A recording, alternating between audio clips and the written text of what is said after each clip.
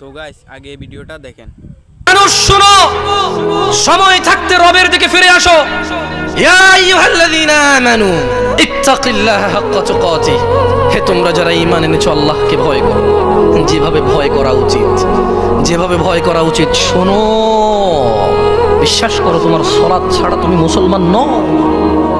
তুমি মনে করো নতুন শুনেছো, এটা 1450 বছর আগের কথা, তুমি কখনো ভেবেই দেখোনি, খুঁজেই দেখোনি।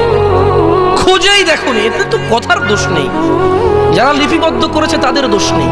তুমি দেখোনি, আমি দেখিনি। নিজ দেশ সম্পদার নিজের জীবনের মানে পৃথিবীর প্রাধান্যের কারণে আমরা দেখিনি। এটা তো লেখকের দোষ নাই, লিপিবদ্ধকারের দোষ নেই।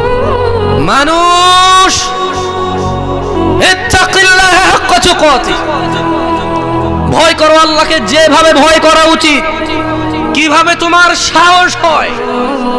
মুয়াজ্জিন বলে হাইয়া আলাস সালাহ, নামাজের দিকে আসো। মুয়াজ্জিন কেন বলে?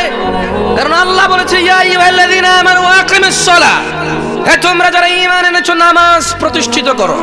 এবার মুয়াজ্জিন বলে হাইয়া আলাস সালাহ, কিভাবে তোমার বুকে এত সাহস হয়?